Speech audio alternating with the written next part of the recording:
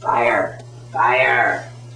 Alright, fire is going to be included in the next step, and that's going to be after we make sure your edges are in line. You want to go ahead and look at your base. What have you been doing the last few days? Look at this one. This is after one day in Chile, Valle Nevado. Mr. Kurt Hoy getting a little crazy. But you can see what we're talking about here, all these base damages that we have to repair in order to go out there. The way I know whether I need to repair a scratch or a digger on my base is I just use my hand and I rub it from tip to tail, and anything that really stops me, like right there, all those little things are going to act like brakes. You can see all the little pieces of polyethylene sticking up. Not good, no bueno.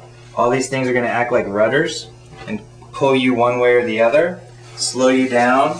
It's not good. So we're going to talk about base repairs right here, right now. Pull back a little bit. Alright, so here's the deal. Once you've scraped off all these curlicues, now we need to fill these in with something. The thing that you have to look at is how deep are my gouges. You can see this gouge, not so bad. Pretty deep, definitely something that we want to fill in. If you look at this gouge, this is the problem guy. You can see some white going on in there. That's actually the fiberglass. That's gone all the way down to the core of your board. If you leave that like that is, all the snow is going to melt, get actually up underneath your base, and create some really bad problems, what we call delamination of all the layers that your board is made of. The water gets in there, decreases and gets rid of and destroys the epoxy layers and totally breaks your board. We'll talk about that one a little later. One of the ones that you can fix is just ones that don't go all the way down to your core.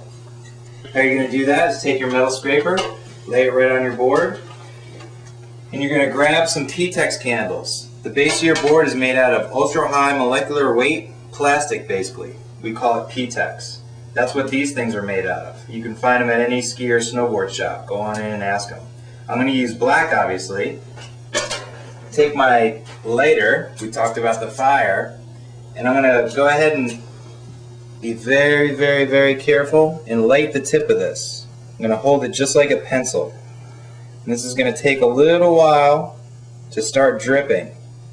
And once it starts dripping, that's when you have to be extra careful, because it turns into liquid hot magma. You can see it starting to catch fire there. Now you can put your lighter away. Once this P-Tex starts dripping, just like that, now you're ready to work with it. I'm carrying around this plastic metal scraper with me, like so. And you can just go ahead and fill in your canyon, your crevice, however deep you've got to go. You can see once it drips on, it goes ahead and cools and solidifies pretty quickly. Unfortunately, if it drips onto your skin, it doesn't work the same way. It stays there and burns all the way through your skin, through all the layers. So you can see I filled that one in pretty well. Now I'm going to go over to our core shot. I'm also going to fill this one in. The problem with the core shot is this P-Tex is designed to adhere to itself. So what this thing wants to do is it wants to melt, and when it touches something, it wants it to be the P-Tex. That's when it bonds the best. When it's dripping all the way down to the fiberglass, we're just not getting a really good hold. So this is just a quick fix. What you really need to do with core shots is, unfortunately, you got to bring them into your snowboard shop. They have some special tools that basically weld your base back together, and it'll keep it just as good as new. But this is a nice quick fix. This will last a day or so. But what we're really trying to avoid is getting any water into those areas. Once you've filled in your areas, I know we have a lot more work to do, but I just want to show you these two areas. What you're going to do is be very careful. Blow out your P-Tex candle. Don't breathe in that smoke. Keep it away from you. Leave it there for it to cool, and you're good to go.